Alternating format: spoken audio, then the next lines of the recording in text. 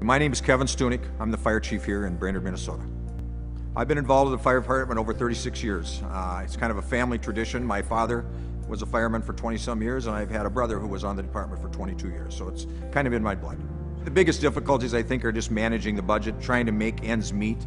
You know, we're always being asked to cut.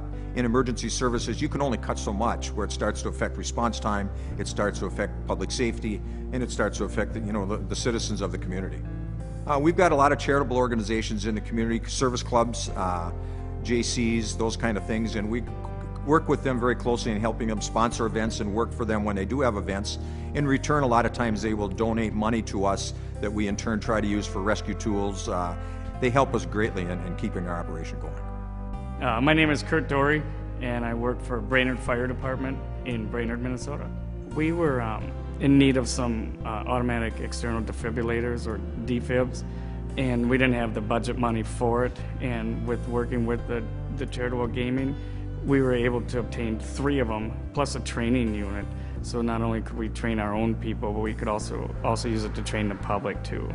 It was a head-on collision. It was nighttime. She had hit a pole. Had I not been there, or the crew that I was with had not been there, and not had the machine that we had, or had the crew that we had not been there, this person may or may not be alive. And it's nice to see a patient that you had 2 years ago walk up to you at the mall. You know, if you're in plain clothes and they walk up to you and they say, "Do you remember me?" It's just kind of a nice feeling to know that you did something, or the crew that you were with did something, and this person is still alive because of it. My name is Charlie Dunham, and I'm a firefighter, fire equipment operator for the city of Brainerd. We, many years, went without defibrillators and some rescue equipment we needed, and a lot of this stuff is as a direct result of pull tabs and everything else, so that they can give something back to the community. And what better tool is to give back to the community than to be able to save a life? Personally, it kind of hit home. Almost 2 years ago, I was on duty, and I heard a phone call, or a radio transmit calling the ambulance out to an address that sounded real familiar. When I looked up the address, I realized why it was so familiar. It was my sister's house. My sister had gone into ventricular fibrillation on her birthday. She was on the ground. It was a total of, I want to say, 55 minutes that she was down. Yeah, it was 55 minutes that she was down. She was shocked 5 times.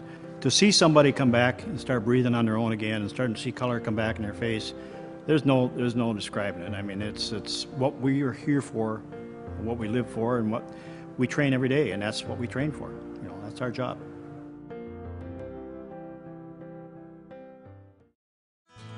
I'm Bob Lehmeyer. I'm presently the chairman of the club committee at the VFW post in town here, and I served in the U.S. Navy aboard the USS Jewett and the USS Bainbridge. VFW to the community, I believe we're veterans of foreign wars. We donate a lot out to the community. You know, we like to help out the local high schools. We have different programs that we donate to. We donate to the Boy Scouts, Girl Scouts, the police department, the fire department.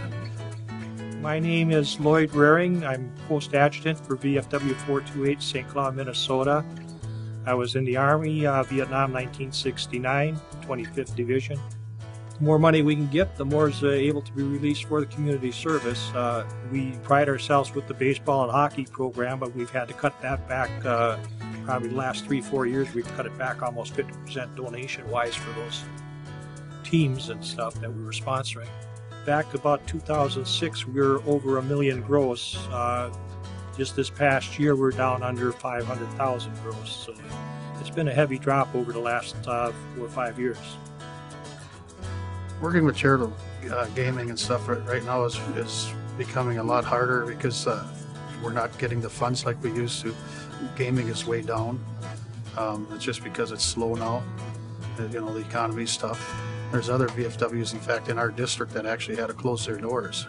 About 2 years ago now, we decided at our executive board meeting we aren't going to take on any new charities because we just don't have the funds to support them.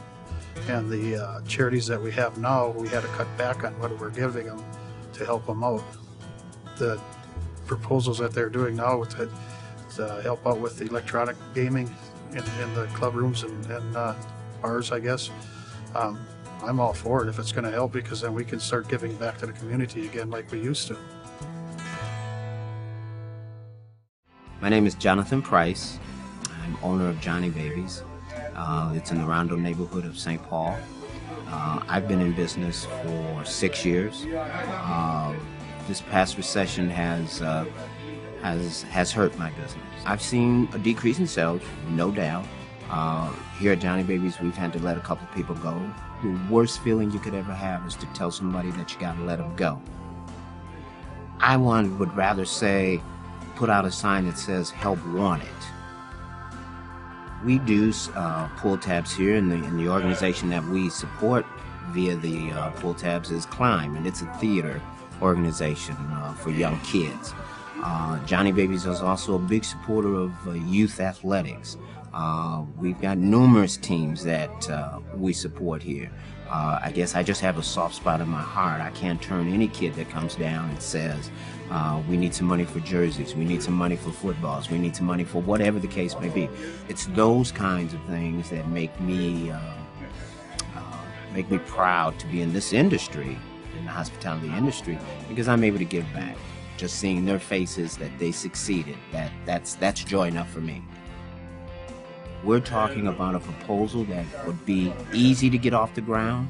We've got the mechanisms in place to make it happen quickly, smoothly, and efficiently. I see this proposal as allowing businesses to expand. That's why people should support, and that's why people will support this proposal. And I would think that the next governor should come out and support this proposal right now.